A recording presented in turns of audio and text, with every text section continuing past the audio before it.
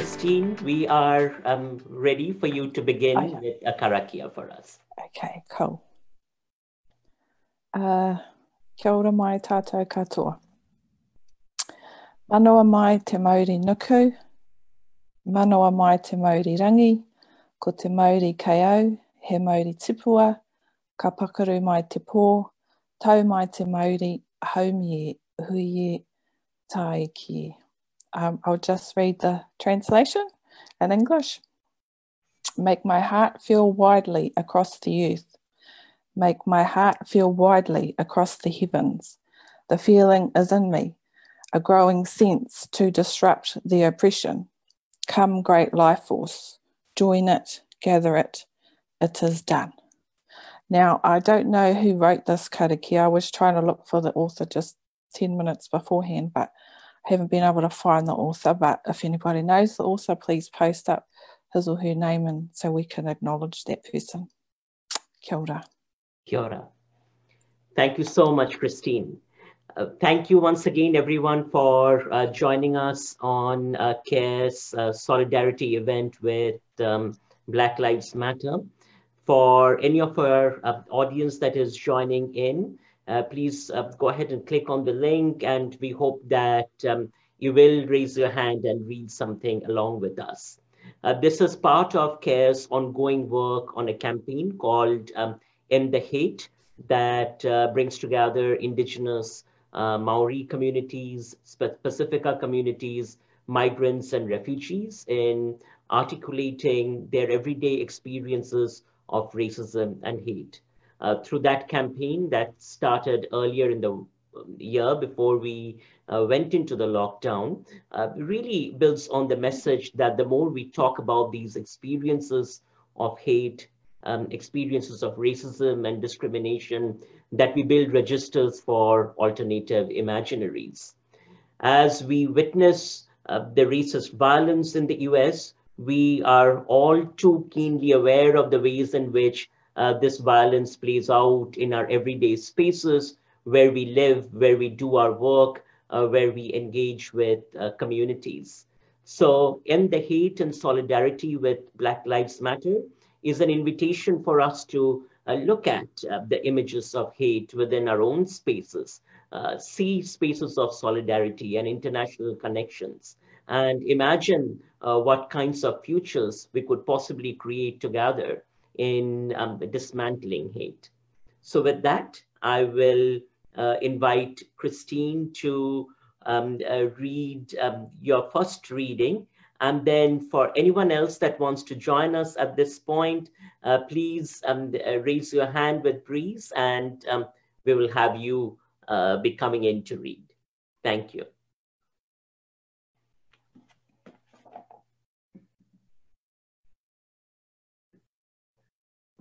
Kia ora no. I have selected some excerpts of statements from Tamika Mallory, who is a Black female activist in America. So I've been listening to some of her speeches, lives, read some of her posts in an article published yesterday, and I made some notes from her collection that have resonated with me and that I'd like to read. I understand also that today is her 40th birthday. I don't know if she'll see this, but regardless, I'd like to wish her a happy birthday and acknowledge her unrelenting commitment and bravery to raise her voice as one of the many voices that are speaking truth to hegemonic systemic racism and oppression on Black lives. A kaupapa that has moved and resonated across not only her nation in America, but around the globe. So a statement from Tamika is, we all have the responsibility to speak truth to power whenever we can. Tamika explained that protests have been decentralised, meaning they're no longer protests that are led by one person, typically a really articulate, intelligent male, at the helm of the civil rights movement. But now, Tamika says that there are many leaders. In fact, everyone is a leader. People are stepping into their own power, using their own voices, regardless of how these articulations may sound. So there is a shift to civil movements that aren't fixated or cemented or controlled by one leader. Instead, more voices are needed and more are coming to the fore. Voices from more Black women, LGBTQIA community, grassroots voices, and other people of colour and people from all races. I would add to that we can build infrastructures for voice democracy. We don't have to wait around for our Martin Luther King or our Whena Kupa or Te Puia in Aotearoa, New Zealand. We can, as Black, Indigenous and people of colour, stand in our own lived experiences to speak our truth, to interrogate power structures. Tamika noted that the rest of the world needed to see the humanity of Black people in America in order to take action. On that note, the humanity of people who are experiencing oppression in one form or another requires people to act.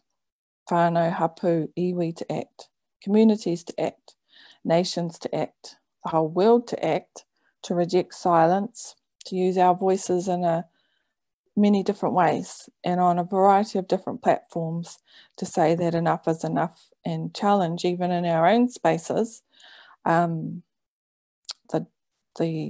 this myth or this taken for granted assumption of leadership. Maybe in the past we might have deferred to an older figure out of respect, or to an articulate person. It's just somebody who sounds better or looks better to speak our truth on our behalf, to the hegemonic nature of power structures in a more acceptable and accommodating, even palatable way. But in reality, what Black Lives Matter has reinforced for me is that, okay, sure, maybe there is a time for sitting around the table or meeting with power structures to negotiate services, but there is also a time, like the seasons show us, there is also a time to forego those meetings with power structures and instead demand for justice, for equality and social transformation, especially when you're not being listened to, or when if you feel that maybe you're getting nothing but excuses or lip service in return. So just to recap on her statement, we all have the responsibility to speak truth to power and build infrastructures for speaking our truth. Kia ora.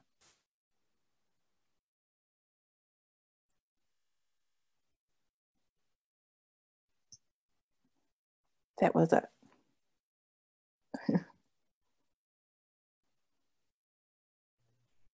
Yes, Omer. Hi, thank you, Christy, for such a lovely reading. And I'd like to build on what you say, providing voice to the people on the margins, to those whose lives really matter, like that of Black lives or lives of those who are oppressed. And I raise hand to come in because what I actually plan to read something from Aga Shahid Ali's Rebel Silhouette, which is a translation of one of the South Asia's greatest poets, I would say, Faiz Ahmad Faiz. But listening to you just reminded me of something else, to read something else, which probably is a part of Rebel Silhouette. I'm not sure about that, but I'll read it along with its translation. It's about voice to the sufferings. Faiz Ahmad Faiz, the name of this poem, if translated, it would be "If My Sufferings Found a Tongue." That's the name of the poem. So I'll read it in Urdu first, and then I'll read the translated version. In Urdu, it reads, Mera dard nagmaye besada, meri zaat zarre benisha. मेरे दर्द को जो ज़बां मिले मुझे अपना नाम और निशान मिले मेरी ज़ात का जो निशान मिले, मुझे राज नज़्म जहां मिले. जो मुझे राज निहा मिले, मेरी खामोशी को बयां मिले. मुझे कायनात की सरवरी, मुझे दौलत दो जहां मिले. Now, it translates to, my suffering is a song unsung, my soul a speck without a seal. If my sufferings found a tongue, my name in sign it would reveal. If of my soul I found the sign, I would perceive the world design. If this secret were in my reach, my silence would acquire speech. Sway over all the created things, and the empire of the both worlds would be mine. With regards to the Black Lives Matter, and as you said, the voices of those who have been on the margins, who have been marginalized and oppressed, have been oppressed along with them. The infrastructure even of speaking to the power, or of speaking for on their behalf, is such that people who are not Black, people who are not oppressed, get the power to define them, get the power to speak for them, which needs to be dismantled. And this is how Faye's work and this poem is so relevant. Now, the suffering cannot get a tongue if it's my tongue.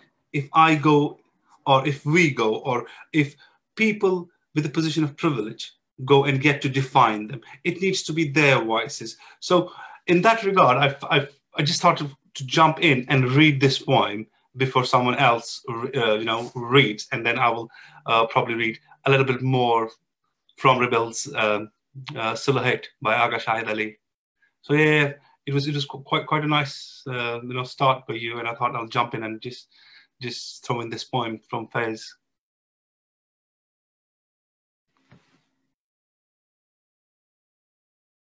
Yeah, over to you, Breeze. Thank you so much, Omer. That was really a wonderful rendition of the poem. So Mahbub, just give me a second. I'll unmute you. Please go ahead.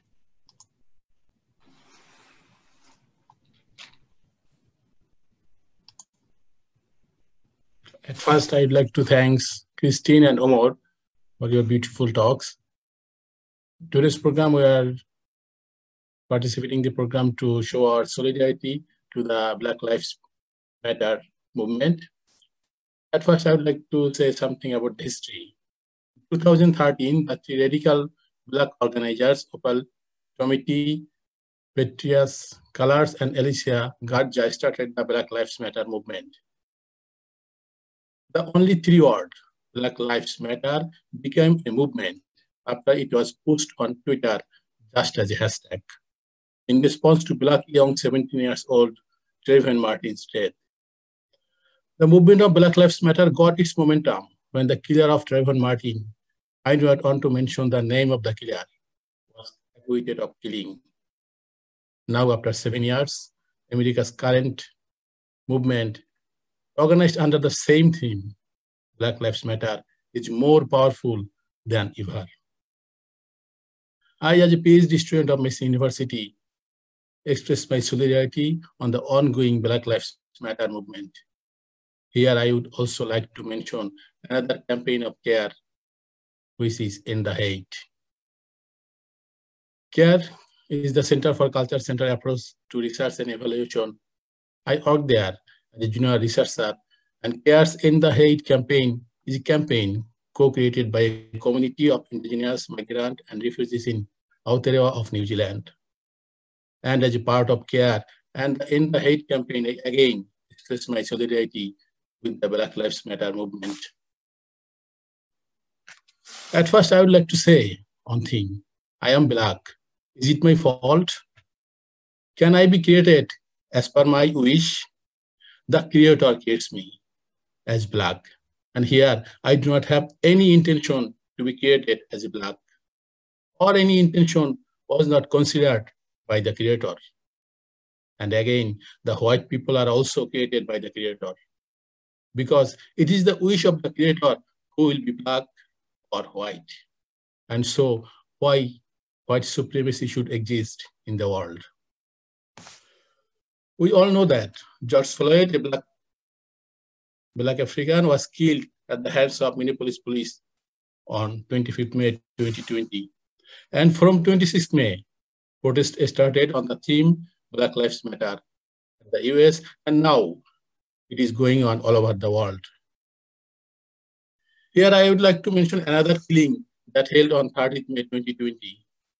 On 30th May, Israeli forces shot and killed an unarmed autistic Palestinian on his way to a special needs school at Jerusalem Old City.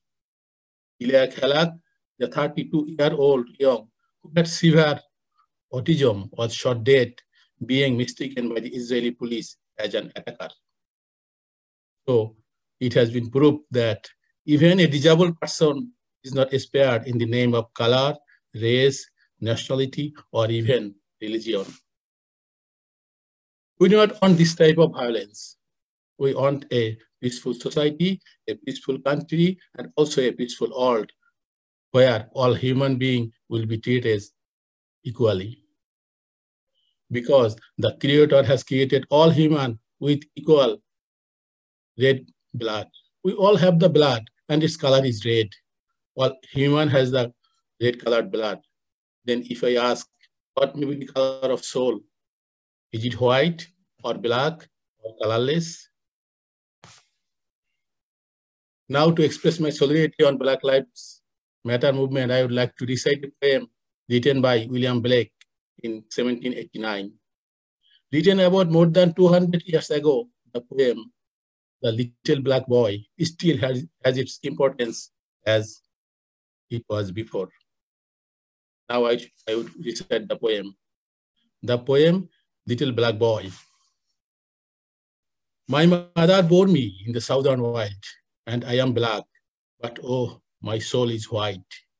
White as an angel is the English child, but I am black as a drift of light. My mother taught me underneath a tree, and sitting down before the heat of day, she took me on her lap and kissed me, and pointing to the east began to say, look on the rising sun, there God does live, and gives his light and gives his heat away, and flowers and trees and beasts and men receive comfort in morning joy in the noonday. And we are put on earth a little space that we may learn to bear the beams of love. And these black booties and this sunburned face is but a cloud and like a shady grove.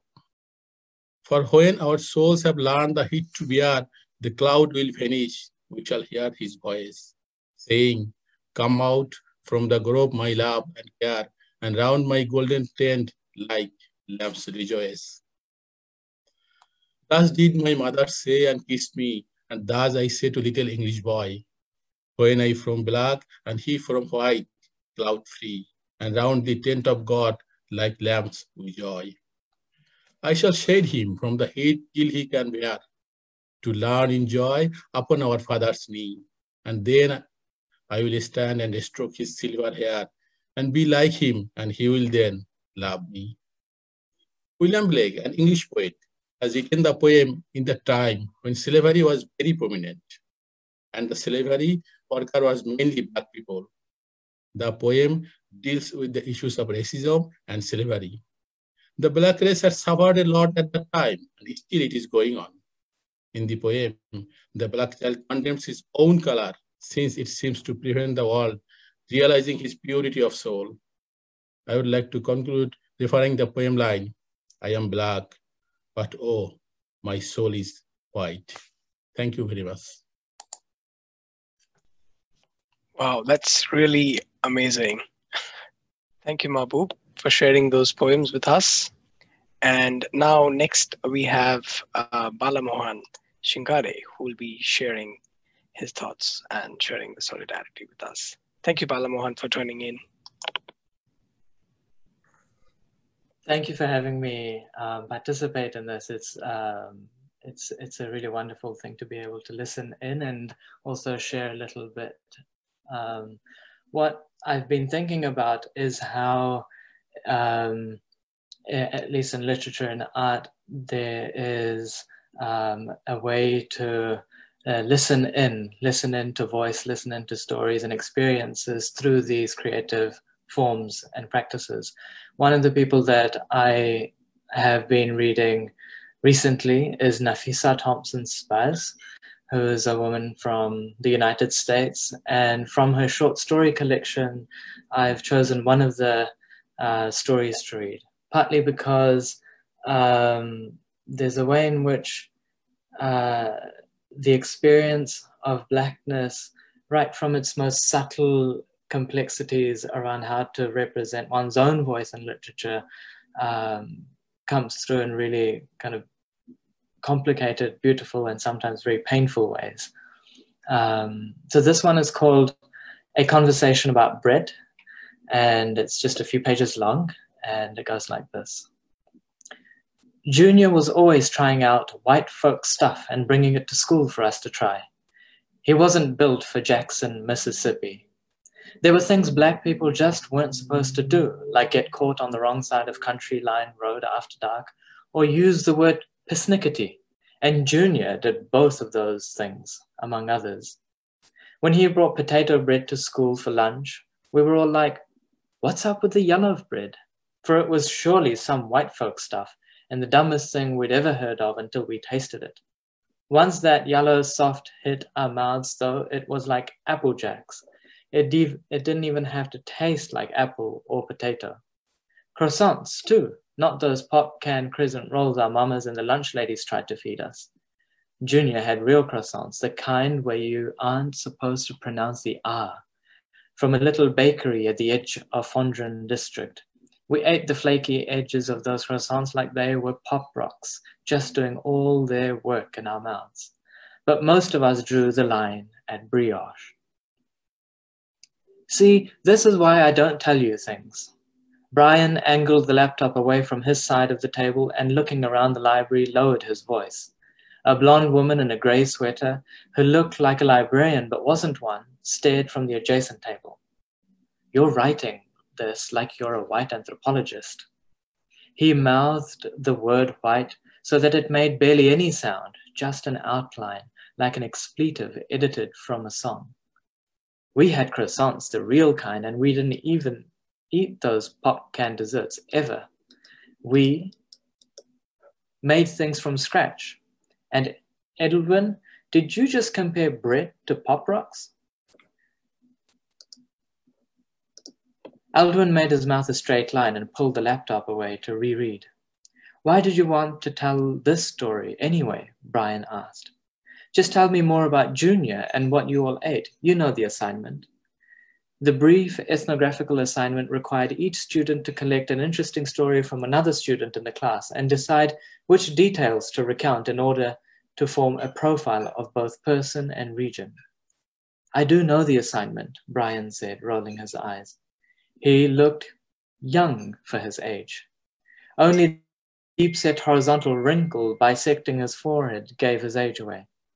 If you want to write about race and food and whatever you think Black Mississippians didn't have, I would say bagels.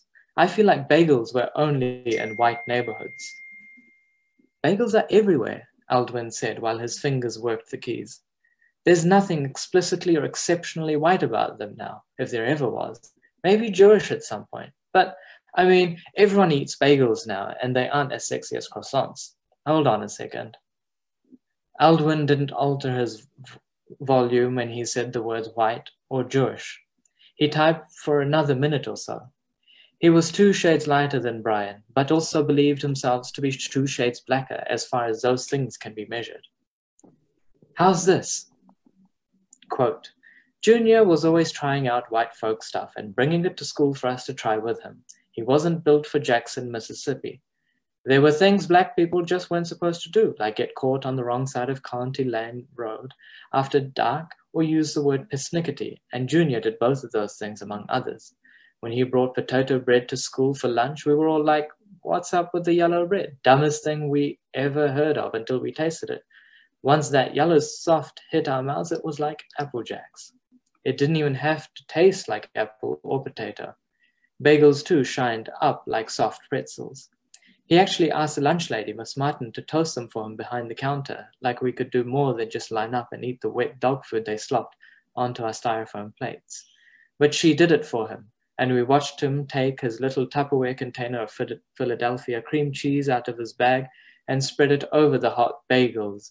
And we pretended not to want a pinch so we wouldn't look like we were begging for somebody else's food. But most of us drew the line at brioche." End quote. Brian closed his eyes after he finished reading and pushed his wheelchair back a few inches from the table. What exactly is yellow soft? It sounds contrived, like you're trying too hard to sound country. No one would have said that, and on second reading, I don't like the way you're representing the school. What's wrong with the school? Aldwin said, scanning his work. It sounds like a prison industrial complex. Aldwin tugged at his unkempt goatee, twirling the coils into a severe point. He was the kind of guy who thought the gestures made him look smarter and that the goatee made him look older. It was a prison industrial complex, he started. All those kinds of public schools are, and the private ones are part of the system in their own way. Aldwin was also the kind of guy who said the system often. I get that, Brian said, looking back at the white lady who did not seem especially interested in the conversation, but who responded to Brian's attention by slumping farther into her book. But I don't like the way it sounds when you write it, he said, smoothing his black polo shirt. He never wore blue or red, a phobia he'd picked up as a young child watching movies about Compton. How would you put it then? Aldwin said without looking up. I don't know. I'm not sure I would use the royal we. I'd do more to try to distinguish the narrator from the other characters so it's not like they're some kind of monolith. Brian looked back at the white lady, and indeed she looked impressed by his use of the word monolith. They were both grad students in the Department of Anthropology at UC Riverside, occupying an atypical, almost magical, cohort that happened to include 2 Black men. Their assignment required a combination of face-to-face interviewing and casual conversation, the field notes from which would form the sketches. It was Aldwin's turn to talk to Brian. They had agreed to write about Brian's time in Jackson. His current court case and disability were off limits, Brian made that clear. But Aldwin wasn't interested in either anyway. He wanted to pursue a story that Brian had told him months before about a kid who'd brought potato bread to school. It was also Aldwin's idea, against the conventions of the assignment, to use first-person plural. I'm not writing about all Black folks or even all Black people in Jackson, Aldwin said. I'm representing a specific group, this we, and I'm not trying to make that we and everyone. But in choosing the plural and the first person plural, you're basically allowing the we to work as everyone. Brian looked back at the woman and rotated his chair an inch away from the table, then back and away again. Although both men felt like unicorns in their grad program, Brian had the most trouble with his horn, adjusting it nervously. He never apologized for his body. He was more self-conscious about his Black maleness than his disability, though he felt at times that his cane, the wheelchair, and the contusions on his legs gave him a streak of rainbow hair to accompany the horn. You're on some respectability mess, Aldwin said without raising his voice, with the same tone he might use to say, there's ketchup on your shirt. It sounds like you're not as concerned with protesting Black Southerners as you are with white people reading this and then making assumptions about Black Southerners. Brian was born in California, but he'd moved to Mississippi with his mother as a toddler, then back to Inland Empire after his sophomore year of high school. He was tired of answering why, after living in California, he would ever consider moving back to Mississippi. People asked him more about that than his legs. He saw both states as home and liked the additional resources of SoCal, but he missed the smell of Yazoo City, his grandmother's acres of walnut trees and blackberry bushes. He found native Californians smug and condescending, and he found their suggestion that their drought-prone home was better than everywhere else in the world vapid. Brian had started at UCLA, a beautiful campus with more prestige, but he had to leave the university, the entire county, because of a stalking incident involving an artist named Kim and the ongoing litigation thereof. UCR was a step below his original PhD program, but the department was paying for his degree, and the campus was easier to navigate in a wheelchair, which he used on longer days instead of his trademark ebony cane. The commute from San Bernardino to Riverside, though, was ugly but manageable. It's not respectability anything, Brian started. There's no real way for you to capture the regional differences without getting all stereotypical. Californians always think everybody else is less evolved, so no matter how conscious you think you are, you're still reproducing that false superiority. It's in the voice, and he paused. I don't know how you would say it, the occasion for the story, like why it's being told in the first place. Like, why would you want to tell the story about a bunch of black Southern guys discovering bread anyway? What purpose does it serve unless it's to show yourselves as some better than them? Because it's a good story, Aldwin said, about cultural differences, interracial differences, class differences. It's more about how many different kinds of black people there are than it is about making everyone but Junior seem like a type. He seemed proud of this explanation. The men worked without speaking for several minutes, Aldwin returning to his computer and Brian fiddling with his book, but not really reading. You want it to seem that way. Brian put the book down. What, why? Aldwin said, still tapping at his keyboard. The whole regional and interracial thing you said, but it's like when my mum went to undergrad at USC, she had just moved here from Jackson and she had this white roommate. She had dealt with white people before. Her best friend in high school was one of the only white girls at the school. So she was like an honorary black girl then. But my mum had never lived with any white people, and his roommate, Sandy, Mindy, something, was always trying to take pictures of my mum when she got out of the shower when her hair was wet. Was the roommate a lesbian? Your mum was a lesbian? Aldwin was excited now. Brian cut his eyes. So she could catch her in her natural state. The girl was sending the pictures of her home to her family, like, look at this elephant I saw at the watering hole, or this native with a disc in her lip. That's messed up, Aldwin said. Was that roommate blonde? I don't know. Brian intensified his frown. Probably not. But yeah, my mum threatened to fight her, and she brought a couple of her friends for backup. And the girl cried. Typical stuff. She never took another picture of my mum, though, and I thought she got transferred to another room, second semester. The white woman across from them looked amused. Aldwin typed something. Wait, are you writing this down? I'm taking some notes, that's all. The point of the story, Brian sighed, is don't be like that woman. You're acting just like her. I get it, Aldwin said, but he was still typing. Brian sighed, dragging out the syllabus of his irritation. Let me ask you something, he said. You were okay with not writing about my ex, Kim, or my court case. Right, Aldwin said. You asked me not to. Anyway, I wouldn't touch crazy Kim. Why is that? Brian said, wheeling himself back toward the table a little. Well, it's not my story, not open access. Didn't Kim have some kind of fetish? Didn't she treat you like fragile art? Word, Brian said. If I were in disability studies, I could write a whole dissertation on her, and disability as fetish and the importance of self-narrating and all that. How's the stalking case going? Aldwin said, finally looking up. Brian shook his head and resettled his wheelchair at the table. It's going. Anyway, you understand the issue with my mom's roommate and why my case isn't your story to tell, but you can't see how you're being a Kim with this bread thing? Aldwin paused at being a Kim. His name was supposed to be Edward, the family law held, but his illiterate grandfather botched the spelling on his birth certificate. He felt more like an Aldwin anyway. Brian didn't know that story, and Aldwin wasn't going to share it now.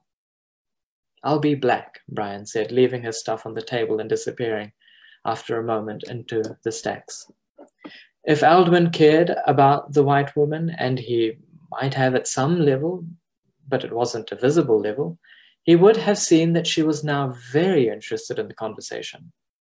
His theory, he had told Brian before, involved learning to ignore the white gaze until it no longer came to mind. Then, and only then, he'd said, black people can be free from all that double consciousness bull. If he cared about the white gaze or returned it with his own, Aldwin would have seen that woman take out a little notebook with a pink cat on the cover. Aldwin had attended a multi-ethnic character school in Riverside and undergrad at Pomona College, where he supplemented his scholarship money with 3 part-time jobs. Grad school was paid for with a fellowship in teaching, and that gave him more time or simply more opportunities to practice being what Brian and others in his life described as smug. And so his revised sketch read, me and Junior, see, quote, me and Junior, see, hadn't been friends to begin with until he brought that soft yellow bread to lunch one day. When he brought potato bread to school, I was like, what's that? Who eats that? But once it hit my mouth, a little yellow heaven. He brought bagels too, shined up like soft pretzels. He actually asked the lunch lady, Miss Martin, to toast them for him behind the counter, like we could do more than eat the dog food they dumped onto our styrofoam plates. But she did it for him. And after I watched him take his little Tupperware container of Philadelphia cream cheese out of his bag and spread it over her hot bagels, I begged my mom to buy me some too. Then there were other breads, brioche, challah, maybe not challah, but raisin bread with 6 or 7 grains in it. Junior and I became friends fast, eating lunch together, playing basketball. But I drew the line when he wanted to start a gourmet club at school. He was black on that white folk stuff and maybe some gay stuff too. Aldwin felt the sketch, end quote. Aldwin felt the sketch sounded worse than before. He wasn't sure anymore why he wanted to tell the story in the first place, or if it was even possible to do ethnography without being a Kim. Didn't every story provide a narrow representation at best and fetishize somebody at worst? He thought of his grandfather and his name, how a misspelling had formed his identity. And why had his mother let his grandfather dictate the birth certificate anyway, knowing he couldn't read? Could no one in the hospital spell Edward? Or was that just a story the family told? Brian returned from the stacks with 2 books and pushed one, Frantz Fanon's Black Skin, White Masks, across the table to Aldwin. Cute, Aldwin said. You should really read it, Brian said. I will, as soon as you read Mumbo Jumbo, Aldwin said, and they both laughed a little, though neither man understood the situation humorous. Aldwin clasped his hands together and stretched his fingertips over and behind his head. Did you finish the assignment? Brian tugged at the laptop from across the table. Aldwin resisted, pulling it back. It's not ready. You've almost got a full page now. It's not ready, Aldwin repeated, and his face looked different, maybe sheepish. Look, maybe you should tell the story yourself, and I'll write something else, some other school story. You pick, Aldwin said. Brian shrugged. Fine by me. You didn't even have to read the Fanon book to get right. He smiled. The white woman, whose sweater was now draped over the back of her chair, looked flustered. She was taking notes, but paused. She may have been an anthropologist, too.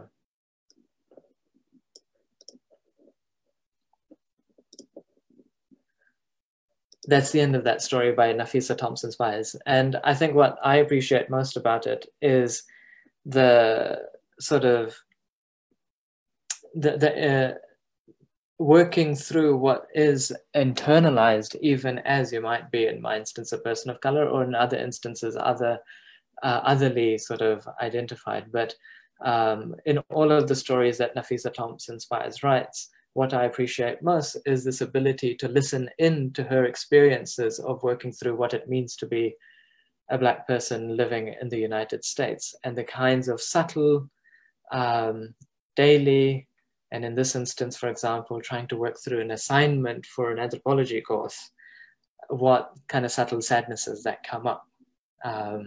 And I think these short stories do that so well for me, and make me at least come closer to these issues that otherwise feel so out of reach.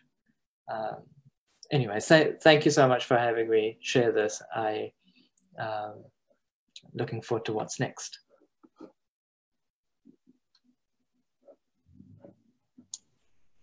Thank you, Balamohan. That was a lovely short story, and interesting to know how everything was connected, covering the whole aspects of what we are here today for. Simple things in life, right? Yeah.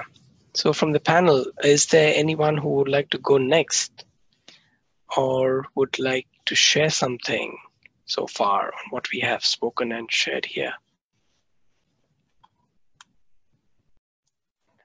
Hey, Radhe. Hi. Hi. Yes. Would you like to introduce yourself and then take the stage? Yeah, sure. My name is Radhe and I'm a student living in Assam, India. Right. Okay. So I would like to read a few of my poems, if I may. So basically, what we are dealing in India is a fascist regime, as you might have come across in the news and other places around. The migrant workers are being beaten up. Minorities are being killed in the name of religion and other. So basically, this is a poem called Fascist Rhyme. Okay. Forests are being baked to serve companies coal. Migrants are being killed because they are bloody poor. Students are thrown in jail as their voice hurts like nail. Doctors are dragged on roads for owning a mouth of their own. Police acts like dummies, as if they are scared of cronies. Muslims are targeted, attacked on news channels long sold. Uncle Namo visits once in a while to allot tasks, cry and lie. That's not how lockdown is for you. You have dalgona coffee to brew. So basically, as a privileged Indian, like a middle class Indian, what we have seen here is that the middle class doesn't acknowledge that they have the privilege. And the poor people are actually dying. Means there are arguments like, why do they have to go out? If they will go out, they will be beaten and things like that. So if anyone would like to continue, so I would read the other poems later. Yeah, then. Sure. Thanks for sharing that. I think Omer wants to go and share something. Omer, go ahead, please. Oh yeah. I just wanted to touch down on Mahboob's recitation, Balamohan's lovely reading of internalization of the otherness, and again Radhe's fascism in India.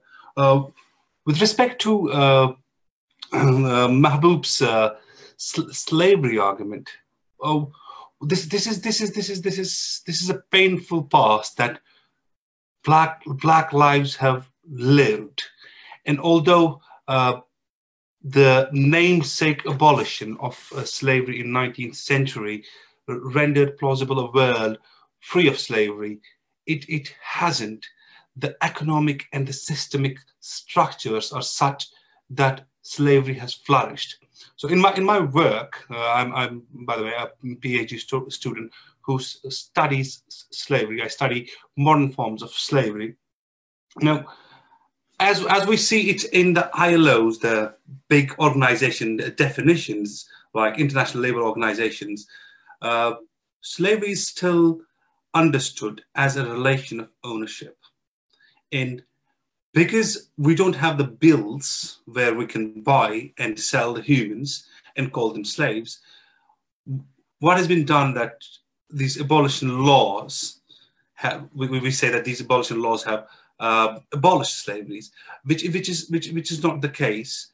I think what Mahbub came up with was that there's a need to value Black lives, and in doing that, we first need to reconceptualize what slavery looks like, what it is.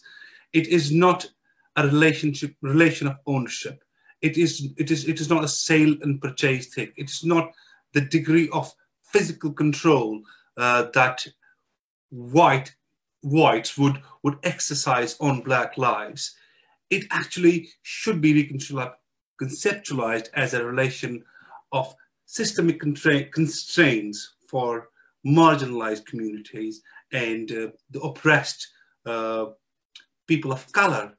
And thus, it should be a relation of economic, social, and symbolic exploitations that have been done. So, touching on Mahbub's, I really liked your argument about the parallels that you draw about slavery and the Blackness. By that sense, all the people of color have been systemically enslaved by whiteness. And with regards to Bala Mohan's reading, I appreciate and actually liked the idea of internalizing. Now, for that, I would say what Foucault would probably, in academic sense, Foucault would say this. The systemic structures around whiteness and marginalizing the people of color works in accordance to an apparatus that these small micro technologies have created. Although they're not seen, we don't see them. These subtlenesses need to be voiced. Subtlenesses in the experience of people of color need to be voiced, so that it is bring to fore that slavery is not over yet. Black lives are still regarded as slaves. And with regards to Radhe Mohan's, I come from Kashmir, Indian, I call it occupied Kashmir, Indian side of Kashmir. And this fascist regimes, it is, now here we would say, it is not, India is not per se a white country, a white dominated country, but the whiteness, I would say, is in their, in their superiority complex of Brahminical conscience, I would say. So their ultra-nationalism, that is translated through Hindutva, is what I can draw parallels with whiteness. This is how whites would treat Blacks and enslave them. And non-Brahminical, a lower caste Hindu, or maybe Muslims in India face that slavery firsthand. So the point I try to make is, if we have to have a voice, we first need to redefine slavery, not as a relation of ownership, where one individual or a group of individuals owns other individual or other group of individuals, but as this oppressive and exploitative tactics that supremacists in whites or nationalists and fascists in India exercise to have control over the lives of the other. And those others are Black people, lower caste in India, marginalized. So yeah, that's so it's an interesting reading, and this event is kind of such an informing one and such an engaging one. Yeah. That's what I want to make a comment, to be honest. Yeah. Breeze, I think if someone else wants to come in and go on with his reading, yeah, welcome. Yeah, sure. Thank you for that, Umair. Do we have anyone who wants to go next?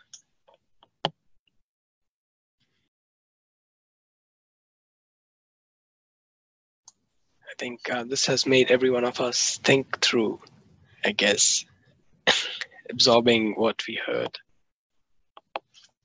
Yeah. Yes, Pooja. Go ahead, Pooja. So thank you, Kay, for giving me the space to speak in solidarity with Black Lives Matter. So I want to share the work of Audre Lorde. So she's a self-described Black lesbian mother, a poet, a writer, and an activist. So through her writings, she urges to break free of racial silence. So during my work with CARE, so many migrants have experienced racism, like broad forms of racism to stereotyping in their everyday lives. So however, most of them chose to be silent because they had a fear that speaking up will affect their jobs or visas. So we have been trained to hang on to our fears more than a need to speak up. So Audrey says that our silence will not protect us, and only when we speak, it will open ways for other voices to emerge. So I want to share a small stanza from a poem by Audrey, A Litany for Survival. Here is the poem. And when the sun rises, we are afraid it might not remain. When the sun sets, we are afraid it might not rise in the morning. When our stomachs are full, we are afraid of indigestion. When our stomachs are empty, we are afraid we may never eat again. When we are loved, we are afraid love will vanish. When we are alone, we are afraid love will never return. And when we speak, we are afraid our words will not be heard, nor welcomed. But when we are silent, we are still afraid. So it's better to speak, remembering we were never meant to survive. So through her other essays also, Audrey sees the need to speak out. She says, my silence had not protected me. Your silence will not protect you. I began to ask each time, what is the worst that could happen to me if I tell the truth? Our speaking out will irritate some people, get us called bitchy or hypersensitive, or disrupt some dinner parties. Next time, ask what is the worst that will happen. Once you start to speak, people will yell at you, interrupt you, put you down, and suggest it's personal, and the world would end. I have come to believe over and over again that what is important to me must be spoken, made verbal, and shared, even at the risk of having it bruised or misunderstood. That the speaking profits me beyond many other effects. And then our speaking out will permit others to speak until laws are changed and lives are saved and the world is altered forever. So I've chosen this reading because, she speaks out how our silence is no more going to protect us. So I want all of them who are listening to work together to speak up against hatred leveled against women, people of color, lesbians, gay, poor people, and move towards a coalition and effective action. Thank you. Over to you, Breeze. Oh, that was really wonderful. Thanks for sharing that, Pooja.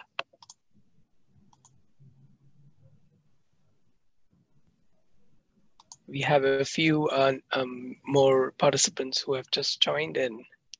So welcome to the session. And if you would like to go ahead and share your stories or poems or just have a talk, please let me know.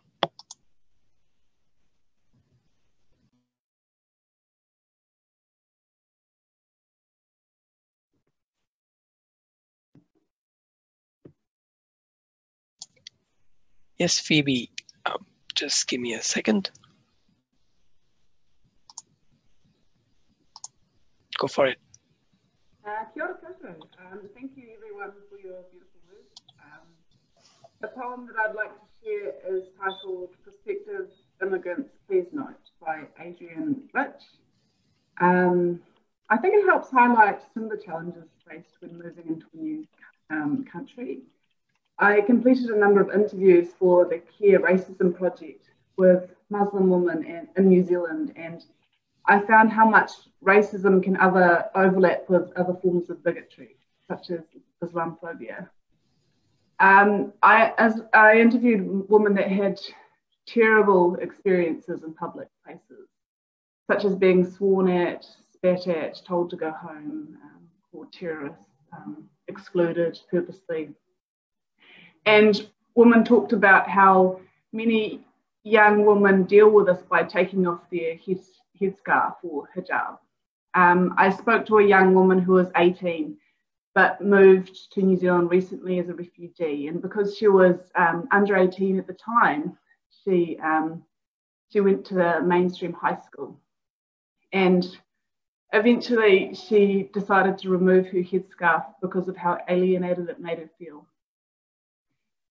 She also talked about this poem and how it resonated with her experiences moving to New Zealand, and so in some ways she chose this poem. I'm actually going to read an excerpt from her interview. I have got permission to do that before I go on to read the poem. So she stated, it was possible for my family to stay in Afghanistan and die bravely. However, my mum realised it's better to live bravely, not die bravely. The poem itself makes no promises. It's only a door, it offers no guarantees. It's just a door and can't help me. I have to stay strong. Whatever happens, I deal with it. The poem also helps non-physical immigrants, like people who have not moved countries but are experiencing a new culture. I feel like an immigrant between my house and my school every day.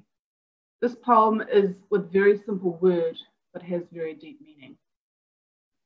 So as I said, the poem is titled Prospective Immigrants Please Note. Either you will go through this door or you will not go through. If you go through, there is always the risk of remembering your name. Things look at you doubly and you must look back and let them happen. If you do not go through, it is possible to live worthily, to maintain your attitudes, to hold your position, to die bravely. But much will blind you. Much will evade you. At what cost, who knows? The door itself makes no promises. It is only a door. Thank you. Oh, that's great. Thanks for sharing that, Phoebe.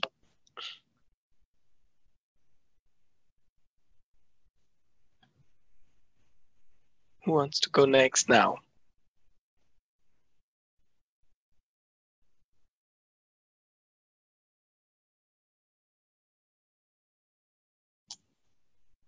Yes, Radhe.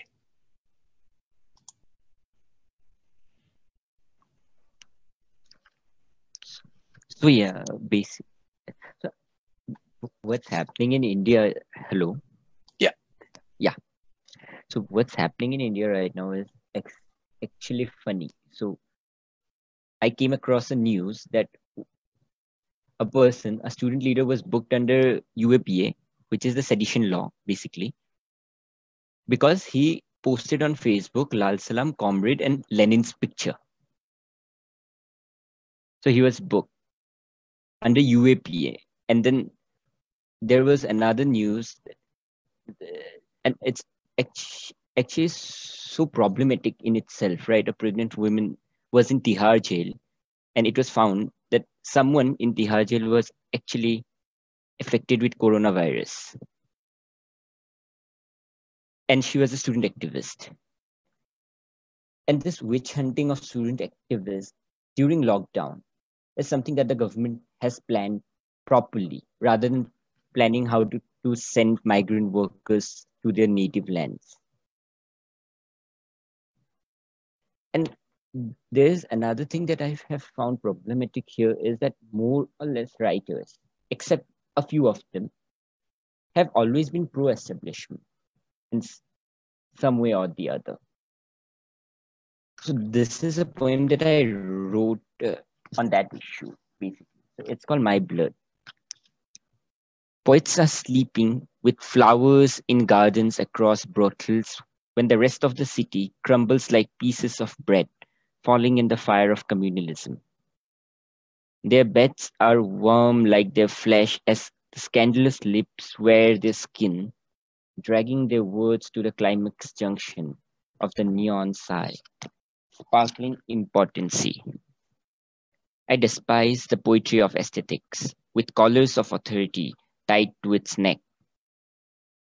I am free, like the verses of Neruda, the words of Navarun, the melody of Hemanga. Execute my poetry, read it not. I penetrated the blood of my comrades to conceive these poems. Fire of the burning harvest flows in its cell. Dynamite of the minds, its body. Touch it and your postmortem report. History will print to burn. I'm a madman. With chalk in my hand, I will paint all the streets in protest for killing the crows. The advertisements of ministry stitched on the torn backs of poor. I will tear as my hands were of Narasimha. My revolution is my word. Each student, each beating heart, once taught to love will continue. Kill me, I have a weak body. With each drop of my falling blood, a new revolution will grow in the urban concretes and the rural roads. Thank you.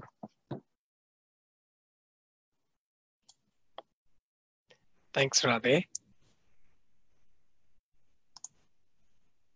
Professor Mohan, you can go ahead.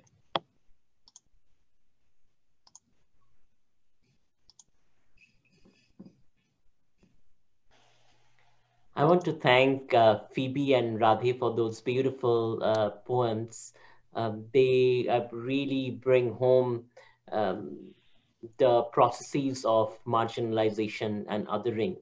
And I've been really enjoying so far all your sharings that draw very nicely out these communicative processes of silencing and erasure, but at the same time, underline the necessity for building voice infrastructures.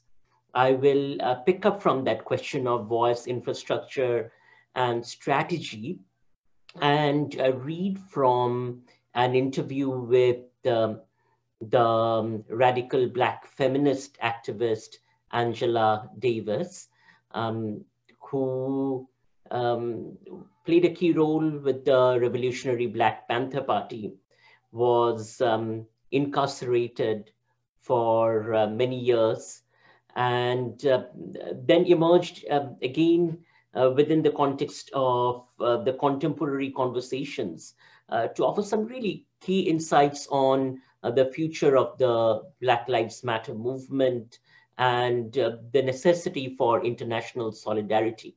So this interview that I'm going to read excerpts from is published in the book Futures of Black Radicalism, that is edited by Gay Theresa Johnson and Alex Lubin.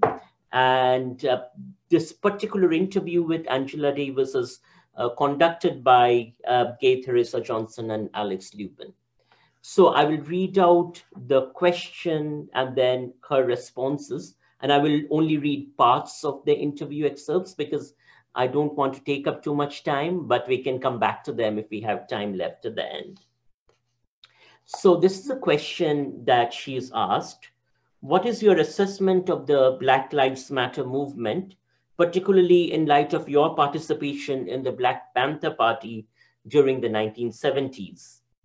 Does Black Lives Matter, in your view, have a sufficient analysis and theory of freedom? Do you see any similarities between the BPP and BLM movements? The response from Professor Davis. As we consider the relation between the Black Panther Party and the contemporary Black Lives Matter movement, it feels like the decades and generations that separate one from the other create a certain incommensurability that is a consequence of all the economic, political, cultural, and technological changes that make this contemporary moment so different in many important respects from the late 1960s. But perhaps we should seek connections between the two movements that are revealed not so much in the similarities, but rather in their radical differences. Now she goes on to talk about the Black Panther Party. The BPP emerged as a response to the police occupation of Oakland, California, and Black urban communities across the country. It was an absolutely brilliant move on the part of Huey Newton and Bobby Seale to patrol the neighborhood with guns and law books. In other words, to, within quotations, police the police. At the same time, this strategy, admittedly also inspired by the emergence of guerrilla struggles in Cuba, liberation armies in Southern Africa and the Middle East, and the successful resistance offered by the National Liberation Front in Vietnam, in retrospect, reflected a failure to recognize, as Audre Lorde put it, that, again, I quote, "the master's tools will never dismantle the master's house," end quote. In other words, the use of guns, even though primarily as symbols of resistance, conveyed the message that the police could be challenged effectively by relying on explicit policing strategies. Now she goes on to talk about BLM. A hashtag developed by Patrice Cullors, Alicia Garza, and Opal Tometi in the aftermath of the vigilante killing of Trayvon Martin, hashtag Black Lives Matter, began to transform into a network as a direct response to the rising protests in Ferguson, Missouri, which manifested a collective desire to demand justice for Mike Brown and for all of the Black lives sacrificed on the altar of racist police terror. In asking us to radically resist the racist violence at the very heart of policing structures and strategies, Black Lives Matter early on recognized that we would have to place the demand to demilitarize the police at the center of our efforts to move toward a more critical and more collective mode of justice. Ultimately linked to an approach that calls for the abolition of policing as we know and experience it, demilitarization also contested the way in which police strategies have been transnationalized within circuits that link small US police departments to Israel, which dominates the arena of militarized policing associated with the occupation of Palestine.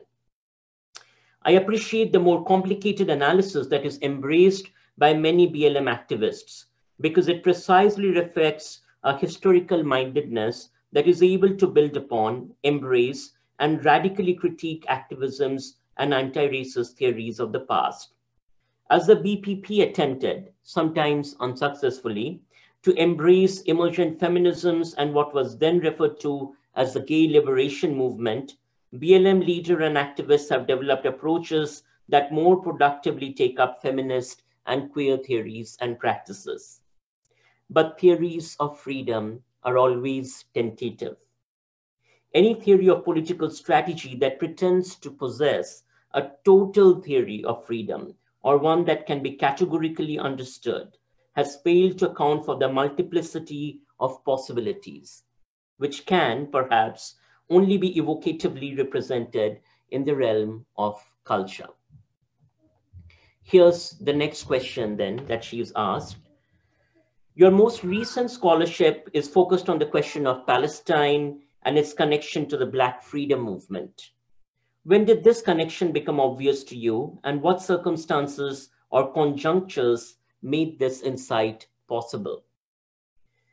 Actually, my most recent, and this is her response, actually, my most recent of lectures and interviews reflects an increasingly popular understanding of the need for an internationalist framework within which the ongoing work to dismantle structures of racism, heteropatriarchy, and economic injustice inside the United States can become more enduring and more meaningful. In my own political history, Palestine has always occupied a pivotal place, precisely because of the similarities between Israel and the United States, the foundational settler colonialism and their ethnic cleansing processes with respect to indigenous people, their system of segregation, the use of legal system to enact systematic repression, and so forth. And of course, you can see this well connected to the context of Aotearoa, New Zealand, the settler colonial project here, as well as the Indian settler colonial project in Kashmir. I often point out that my consciousness of the predicament of Palestine dates back to my undergraduate years at Brandeis University, which was founded in the same year as the State of Israel. Moreover, during my own incarceration, I received support from Palestinian political prisoners, as well as from Israeli attorneys defending Palestinians. In 1973, when I attended the World Festival of Youth and Students in Berlin in the German Democratic Republic, I had the opportunity to meet Yasser Arafat, who always acknowledged the kinship of the Palestinian struggle and the Black freedom struggle in the United States, and who, like Che, Fidel, Patrice Lumumba, and Amilcar Cabral, was a revered figure within the movement for Black liberation. This was a time when communist internationalism in Africa, the Middle East, Europe, Asia, Australia, South America, and the Caribbean was a powerful force. If I might speak about my own story, it would have almost certainly led to a different conclusion had not this internationalism played such a pivotal role. So you see the importance of the register of internationalism that she points us toward. The encounters between Black liberation struggles in the United States and movements against the Israeli occupation of Palestine have a very long history. Alex Lubin's Geographies of Liberation, The Making of an Afro-Arab Political Imaginary, attempts to chart important aspects of this history. Oftentimes, however, it is not in the explicitly political realm that one discovers moments of contact. As Cedric Robinson emphasized, it is often in the cultural realm. Of course, Robin Kelly's Freedom Dreams, The Making of the Black Radical Imagination, accentuates the arena of surrealism as an especially generative contact zone. In the issue of the occupation of Palestine to the fore, we need to consider the ways in which, for instance, the Black feminist poet June Jordan pushed this issue. Despite the Zionist attacks she suffered, and despite the temporary loss of a very important friendship with Adrienne Rich, who later also became a critic of the occupation, June became a powerful witness for Palestine. In her poetry, she felt impelled to embody the juncture of Black and Palestinian liberation. And I quote, "I was born a Black woman, and now I am become a Palestinian. Against the relentless laughter of evil, there is less and less living room. And where are my loved ones? It is time to make our way home." End quote. At a time when feminists of color were attempting to fashion strategies of what we now refer to as intersectionality, June, who represents the best of the Black radical tradition, taught us about the capacity of political affinities across national, cultural, and supposedly racial boundaries to help us imagine more habitable futures. I miss her deeply, and I'm so sorry that she should not live long enough to experience Black Lives Matter activists across this continent raising banners of resistance to the occupation of Palestine. So isn't it powerful today that whether it is in settler colonial Aotearoa or at the heart of the empire in Europe, you see these emergences of solidarities for Black Lives Matter. As I have remarked on many occasions, when I joined a delegation in 2011 of Indigenous and women of color feminist scholar activists to the West Bank and East Jerusalem, I was under the impression that I thoroughly understood the occupation. Although all of us were already linked to one extent or another to the Solidarity movement, we were all thoroughly shocked by how little we really knew about the quotidian violence of the occupation. At the conclusion of our visit, we collectively decided to devote our energies to participating in BDS, the Boycott, Divestment and Sanctions movement, and to help elevate the consciousness of our various constituencies with respect to the US role, over $8 million in sustaining the military occupation. So I remained deeply connected in this project to Chandra Mohanty, Beverly Guy Sheftal, Barbara Ransby, Gina Dent, and the other members of the delegation. In the 5 years following our trip, many other delegations of academics and activists have visited Palestine and have helped to accelerate, broaden, and intensify the Palestinian solidarity movement. As the architects of the boycott, divestment, and sanctions movement have modeled their work on the anti-apartheid campaign against South Africa, US activists have attempted to point out that there are profound lessons to be gleaned from earlier boycott politics. Many organizations and movements within the United States have considered how the incorporation of anti-apartheid strategies into their agendas would radically transform their own work. Not only did the anti-apartheid campaign help to strengthen international efforts to take down the apartheid state, it also revived and enriched many domestic movements against racism, misogyny, and economic justice. Again, the importance of connection in sustaining resistance within our local struggles. In the same way, solidarity with Palestine has the potential to further transform and render more capacious the political consciousness of our contemporary movements. So by being in solidarity with Palestine, we might actually grow our own capacities within the context of our anti-racist activisms within our own local spaces.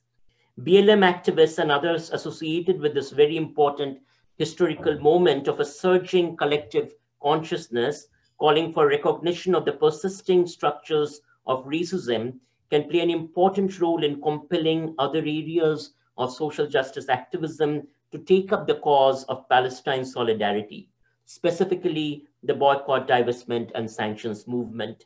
Alliances on university campuses that bring together Black student organizations, Students for Justice in Palestine, and campus chapters of Jewish Voice for Peace are reminding us of the profound need to unite anti-racist efforts with strong challenges to Islamophobia and anti-Semitism, and with the global resistance to the apartheid policies and practices of the State of Israel. Theoretically and ideologically, Palestine has also helped us to broaden our vision of abolition, which we have characterized in this era as the abolition of imprisonment and policing. The experience of Palestine pushes us to revisit concepts such as, under quote, the prison nation, or under quote, the carceral state, in order to seriously understand the quotidian carceralities of the occupation and the ubiquitous policing by not only Israeli forces, but also the Palestinian Authority. This, in turn, has stimulated other research directions on the uses of incarceration and its role, for example, in perpetuating notions of a permanent binarism with respect to gender and in naturalizing segregation based on physical, mental, and intellectual ability. I have more to read, but I will wrap up with this.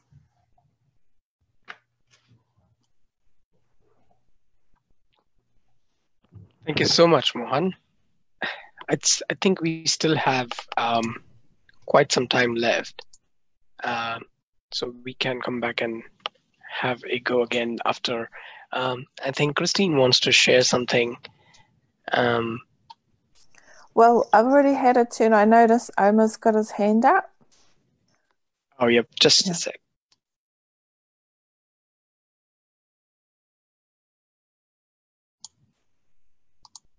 Go for it, Omer. Oh yeah. Well, I'll pick up on a professor's notion of carceral state, and since I told you in the beginning, I'm going to read from Aga Shahid Ali's A Country Without Post Office, And I think this reading would fit in quite well. Yeah, I probably will have to leave at 7:30. So thank you for giving me this opportunity again to read from Aga Shahid Ali's Country Without Post Office. Again, I have returned to this country where minaret has been entombed. Someone soaks the wicks of clay lamps in mustard oil. Each night climbs its steps to read messages scratched on planets. His fingerprints cancel blank stems in the archive of letters with doomed addresses, each house buried or empty. Empty because so many fled, ran away, and became refugees there, in the plains, where they must now will a final dewfall, to turn the mountains to glass. They'll see us through them, see us frantically bury houses to save them from fire that, like a wall caves in.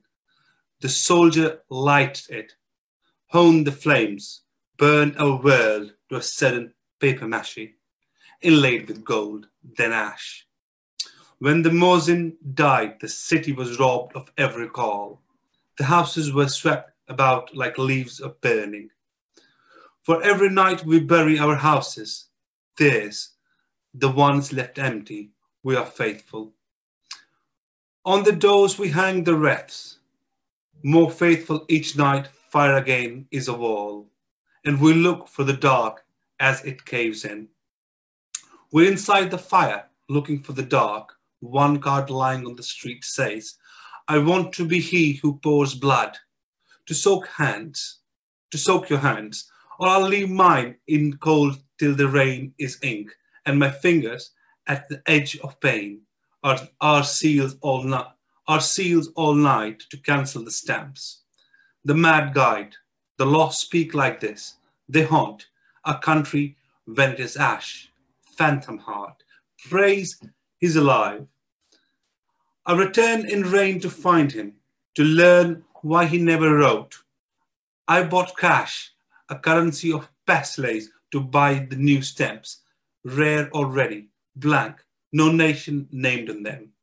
Without the lamp, I look for him in houses buried, empty.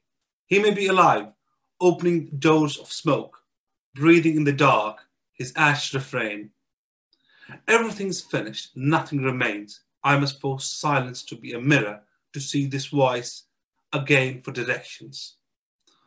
Fire runs in waves. Should I cross that river? Each post office is boarded up. Who will deliver parchment cuts in paslays? My news to prisons. Only silence can now trace my letters to him, or in dead office, the dark pains. Thank you for listening in. So I'm sorry, I got to leave at the moment, and it was lovely being part of this reading session. And yeah, thank you for having me. Thank you for joining us, Omer. It was lovely to have you. Thank you so much, Omer. क्या कहा?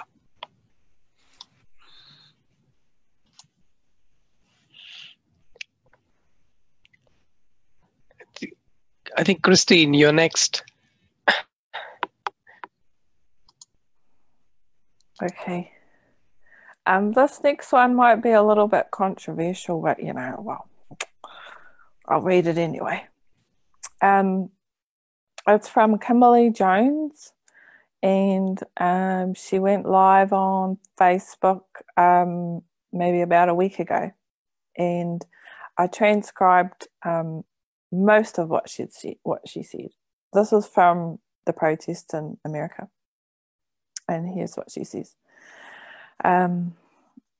Wealthy Black people making commentary about what we should not be rioting, we should not be looting, we should not be tearing up on our communities. And then there's an argument on the other side of we should be hitting them in the pocket. We should be focusing on the blackout days where we don't spend money. But I feel like we should do both. And I feel like I support both. And I'll tell you why I support both. Because when you have a civil unrest like this, there are three types of people in the streets. There are the protesters, there are the rioters, and there are the looters. The protesters are there because they actually care about what is happening in the community. They want to raise their voices and they're strictly there to protest. You have the rioters who are angry, who are anarchists, who really just want to F shit up. And that's what they're going to do, regardless. And then you have the looters.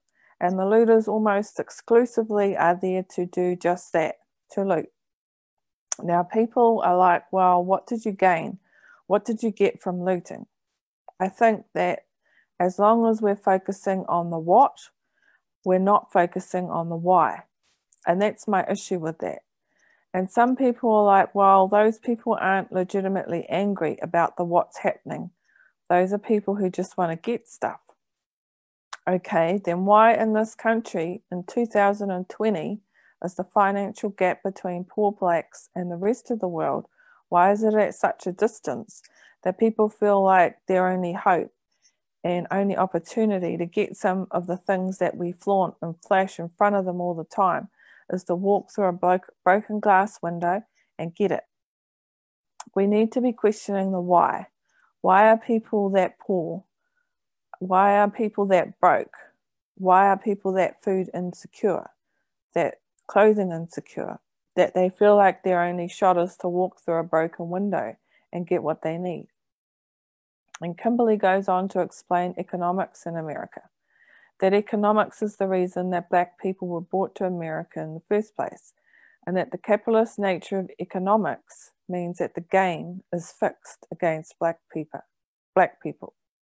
She then quotes Trevor Noah, who describes the organizing of authority in society is sort of like a social contract, that if you steal or I steal, then the person who is the authority comes in to deal with the situation. Except in this case, the person who is an authority is killing the people, the black people. So the social contract, Kimberly says, now is broken. There is no social contract. She says, as far as I'm concerned, they can burn this bitch to the ground, burn it all to the ground, and it would still not be enough. And they are lucky that black people are looking for equality and not revenge. I'm really not doing justice to her speech, but please search it up on Facebook and listen to her spoken truth to the critics. Is when you watch it and hear it in person, there's a passion, a vibe to it that I'm not portraying. Her spoken truth is to also the wealthy people, to anyone really who is damning the protesters, the rioters and the looters. So just have a listen if you want to understand and listen with compassion for black lives, for humanity, and listen to her truth. Kia ora. Kia ora, Christine. Thank you so much for that. So we have now at least 30 minutes left. And does Nabila want to go next? Do you want to share something? I think I'll just listen for now. Right. I thought yeah, that's all right.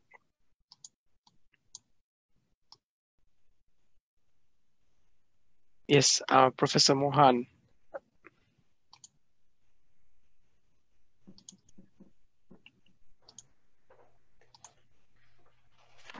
You're on the spotlight.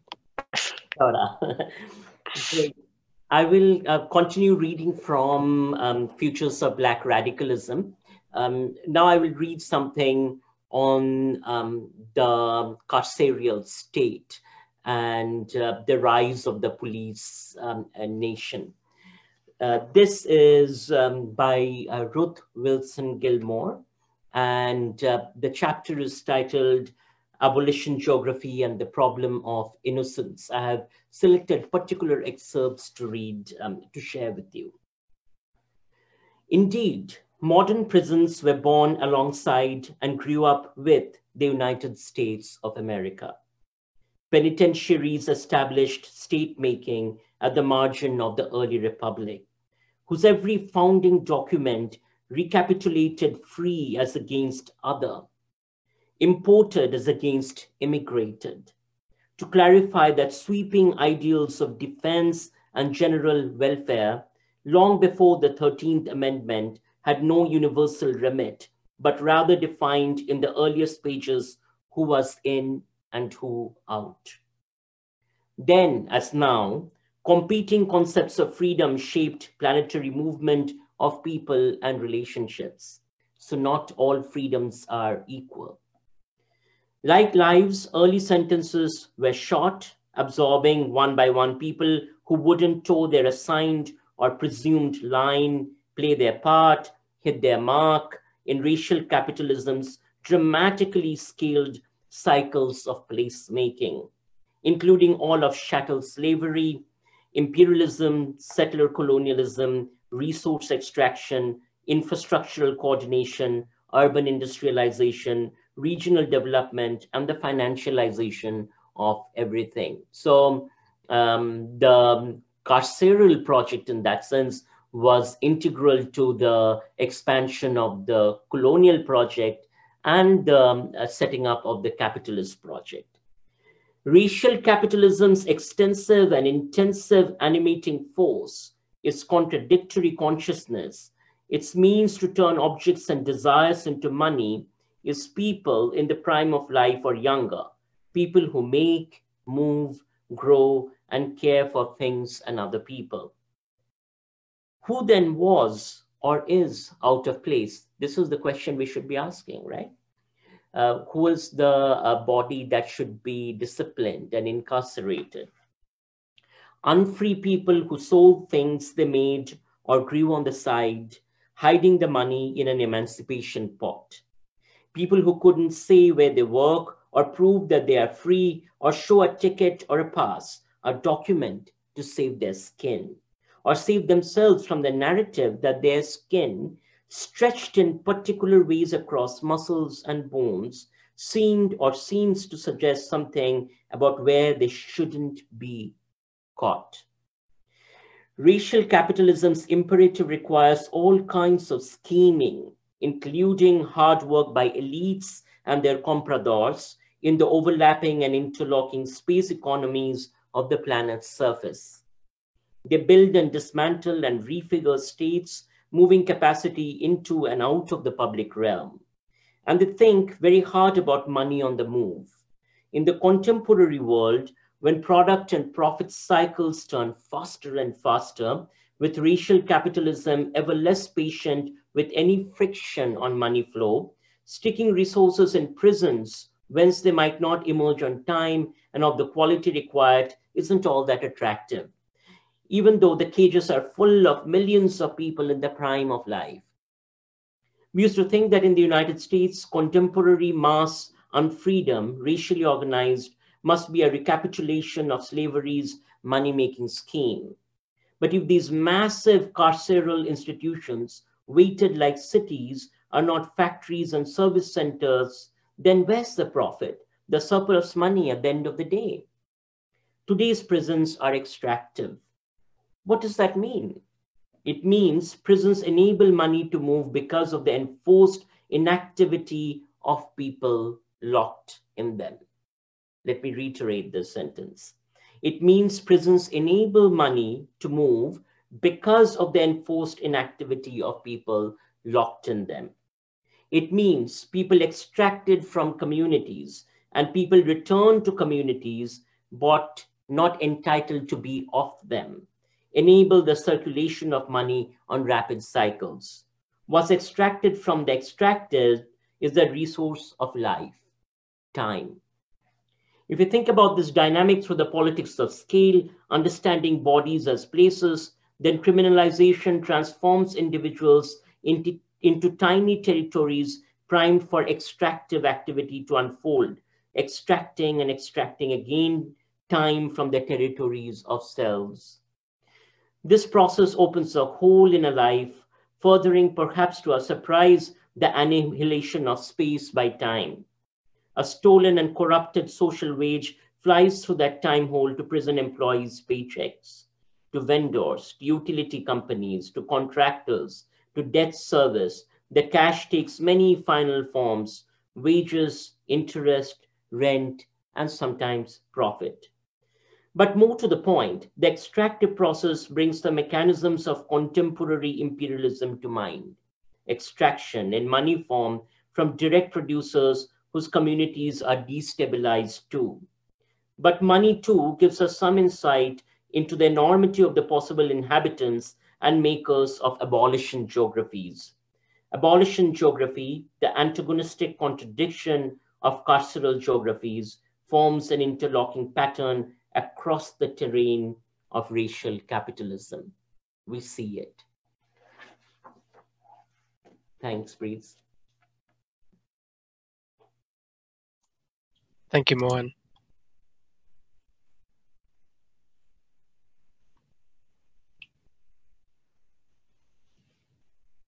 Does anyone need to add anything?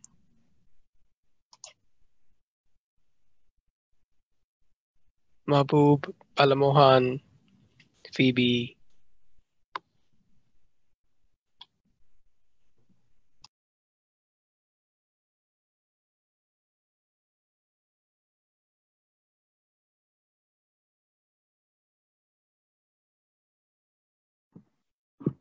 I can do one more if we've got time.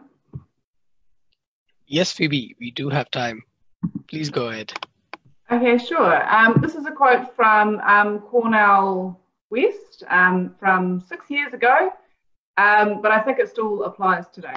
Oh, 7 years ago, sorry. He stated, the country, referring to the United States, the country is in deep trouble. We've forgotten that a rich life consists fundamentally of serving others, trying to leave the world a little better than you found it. We need the courage to question the powers that be, the courage to be impatient with evil and patient with people, the courage to fight for social justice. In many instances, we will be stepping out on nothing and just hoping to land on something. But that's the struggle. To live is to wrestle with despair, yet never allow despair to have the last word. Thank you. Thanks, Phoebe.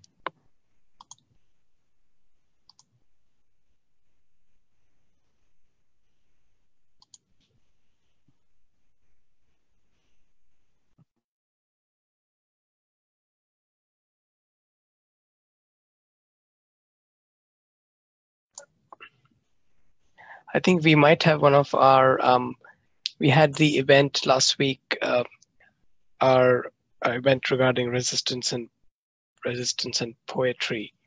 So we might just have her share a few of her poems. So we're just waiting for Teng Xian Ji to join in. So just give me a second.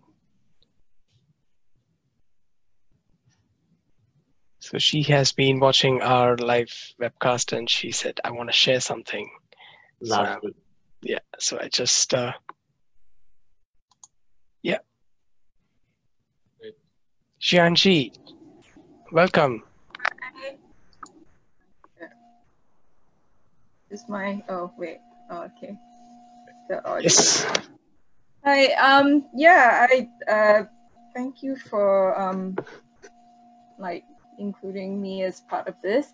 And yeah, I'd like to, sorry, hang on, express my solidarity with the Black Lives Matter movement by highlighting like Black disabled lives, because I think that's not, I've not seen that really discussed very much in like the coverage of the protests. And I think it's important to remember because the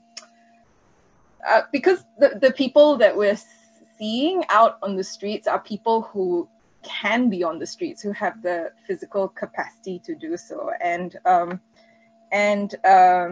so I think it's also easy to forget. And I think this goes for many activist movements that, yeah, but that a lot of people don't don't have that capacity, the mobility, or the bandwidth, or, as you know, in disability circles they call it, the spoons to be out there if you have a chronic conditions, mental health issues. So and I wanted to share some facts that I found on Instagram on the Black Education Matters account. And so research by Erin Macaulay from 2017 says that more than half of Black people with disabilities in the United States will be arrested by the time they reach their late 20s. And this post also urges everyone to educate themselves about Black disabled people, and that they should never be an afterthought, especially when it comes to police brutality. And so a couple of things, like disabled people make up between 1/3 and 1/2 of all people killed by the police. According to multiple studies, Black Americans with disabilities are even more at risk, and few make headlines. And so this is central to the Black disabled community, which already tends not to be, in the disability community, white voices tend to be the loudest in any case. So so it's important to learn the names of Black disabled victims of police violence. There is a list of how many of the people, Black Americans who've been killed have some form of disability, but sorry, I don't have that with me right now. So and to advocate for measures that protect disabled people whenever we discuss police de-escalation techniques or community alternatives to policing. And I was also thinking that, like, just at a very basic level, if you're hard of hearing and a police officer tells you to do something and you don't hear that, that could literally just cost you your life, so that's just a very basic example of how having some kind of disability that prevents you from, like, following commands that at risk of being killed, that could put you in much greater danger. And to conclude, I'd like to read a poem by a Black poet who's also hard of hearing. Her name is Kamisha L. Jones, and this poem is available on poets.org. The poem is titled Accommodation. The law wants my body reasonable. My body won't fence in its demands. Expects the world to stop whenever it wants to lay down. Throws up its middle finger at deadlines, task lists, long-awaited meetings. It ain't open to negotiation. Wants you to stop telling it to calm down. It has 3 settings: rest, spark, flare. All that talk about your inconvenience and your hardship, it calls that bullshit. It will not wait in line. It will not be polite. It will not use its inside voice. It wants all the space in every room of the house, the entire sky and the full lawn of grass. It wants to set it all aflame. My body is a pyromaniac. My body is the art of Angela Bassett's right hand, letting reason go up in smoke. Thanks. Yep, that's it.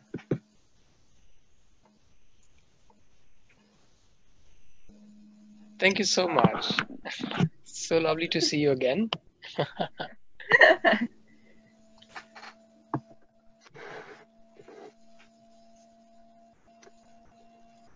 So we are now entering in the final, I think we have another 12 to 15 minutes left. So I just wanted to say thank you so much, CNC, for sort of always pointing us to the register of the margins of the margins. And this necessity of centering the question of whose voices are being unheard, who is being invisible, even as we build this momentum of a movement globally? Yeah, I think it's important because like activism in general is so tiring, and having any sort of disability can really limit one's ability to engage and to be visible, and to have one's engagement be visible. And I think that's also why there's this there's a really good post by, I think, the page Afropunk about and it says like, it's about how you can take action even while staying at home. You can still make your voice heard. And I think that's also an important reminder that it's not just about being on the streets and marching, and although those things are definitely important as well. Yeah.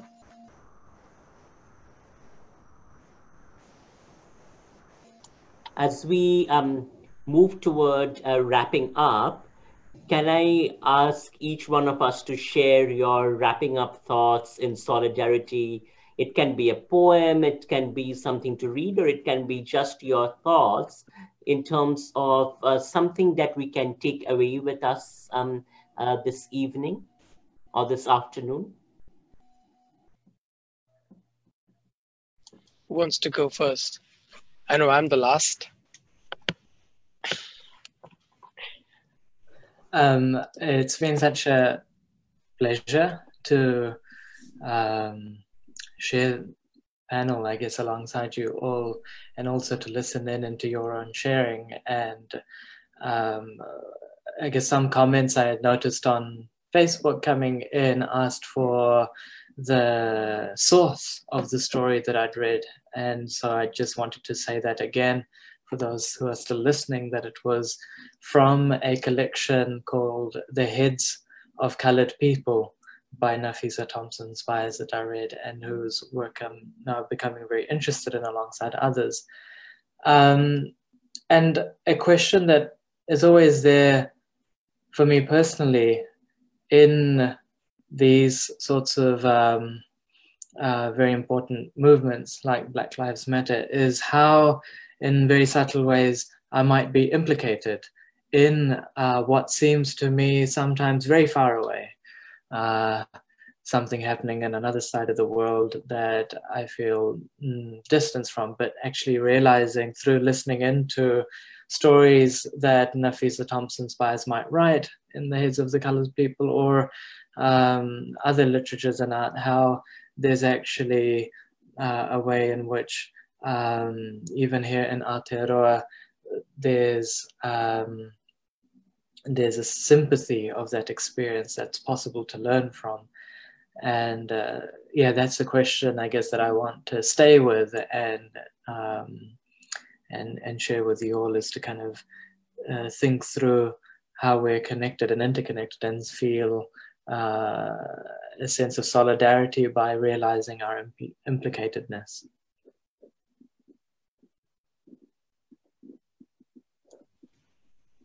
Wonderful. Christine, do you want to have some final words for tonight as we wrap this session up? Okay, I'm going to offer some thoughts. But before I do that, I want to ask Mahbub and CNC if you all wanted to give any wrap-up thoughts, and then maybe I can go after you. Yeah, I would like to say something. Just go ahead, Mahbub.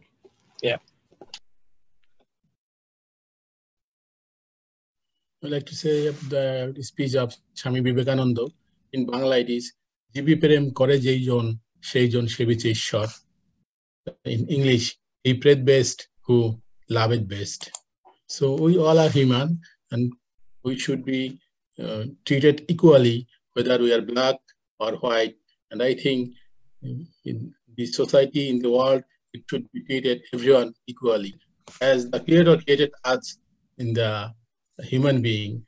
And as I said, Swami Vivekananda's speech, if it best who love it best. If we love people equally, then definitely the Creator will love us. Oh, that's really amazing. Thanks, Mahbub, for sharing that with us. Okay, I'll share some thoughts then, and CNC, if you have any thoughts, feel free to just jump in. I just wanted to thank each one of you for offering so many different registers for us to consider the forms of racist violence we are witnessing in the US today and have witnessed in the US historically. But also this is a large part of the realization that these infrastructures of violence are not particular or specific to the US. These racisms and forms of hate are not specific to the US, but rather they are the infrastructure of a broader machinery of othering, which is embedded within the capitalist project and its colonial impulse. So even as we talk about Black Lives Matter today, we are in the midst of the New Zealand police talking about arming itself and weaponizing itself, and actually running a whole test with weaponizing itself without having consulted Maori communities. When there is tremendous body of evidence that actually points to the disproportionate burden of police violence that are borne by Maori and Pacifica peoples.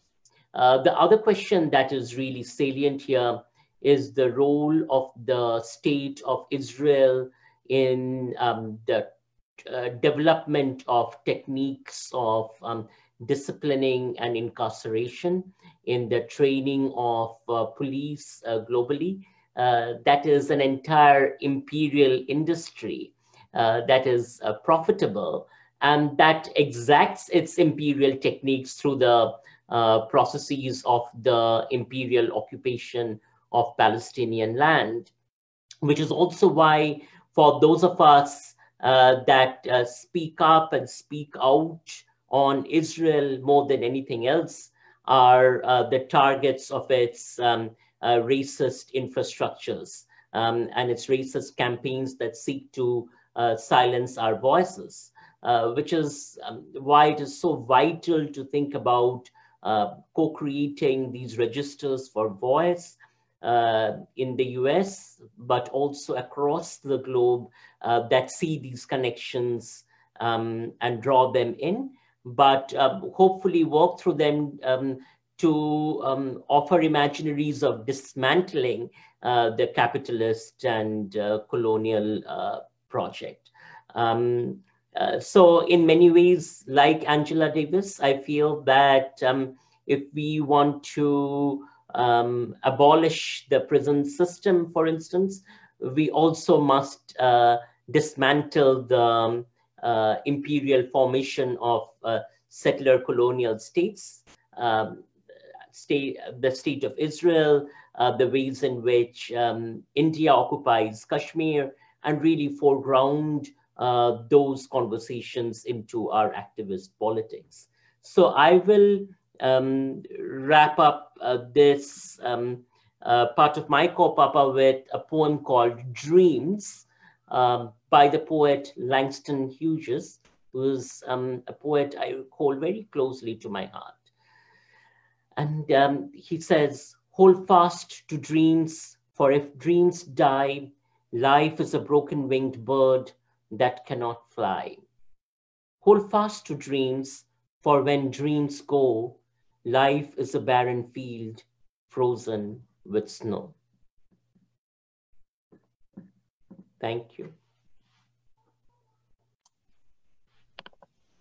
Thank you so much, everyone, for taking time out and joining in. In case if you're wondering how do I look, this is me. Breeze, hang on a minute. I just wanted to see, did CNC, did you want to add anything? Oh, I'm so sorry. It's okay if you don't want to, that's fine too. No, it's fine. Yeah, I was just thinking about solidarity and how to ways, like the ways that I've tried to like process my own complicity, because I think going back to what Bala Mohan was saying, I used to feel really a bit weird for like caring so much about like Black American issues and like racism in the States, because it felt like I was so far away. But then I actually did go to the US for college, and the university I went to, Columbia, has a lot of links with slavery. So it was a lot. I mean, so I realized that I had benefited from those legacies, and so that showing solidarity was important. And I think that takes me to my solidarity, which is that I feel that in while processing whatever guilt we experience, it feels it's a lot better and or more energizing to see like acting in solidarity as a form of connection rather than atonement, which is a bit like how I kind of used to feel about about that, because I feel that atonement, I feel like the energy for that is more likely to run out, whereas the energy for to connect and to support those at the margins of the margins by creating more equitable voice and communication infrastructures, etc. I feel that kind of that's more likely to renew, to be like that kind of energy is more it's something that can expand.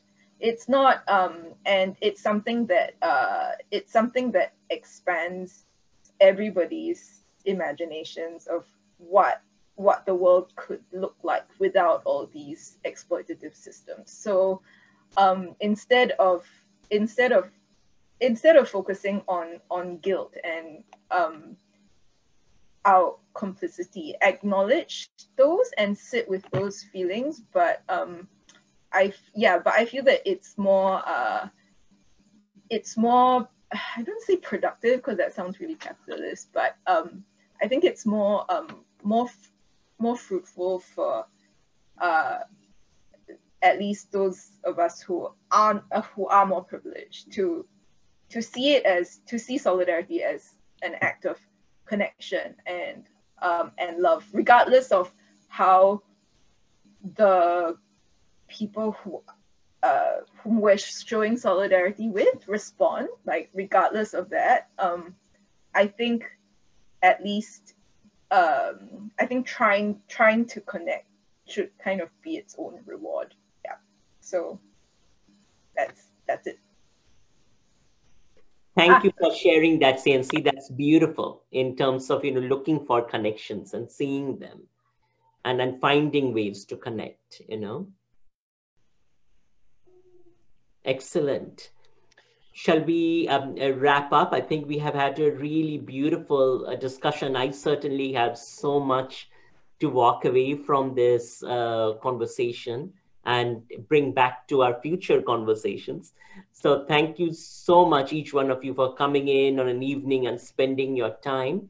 And we really appreciate the time that our audience has spent with us in joining into this conversation. And as we witness globally these struggles for change, they offer so many imaginaries and so many registers for transforming these deeply racist systems, unequal systems that we inhabit. Kia ora. Kia ora, everyone. Thank you.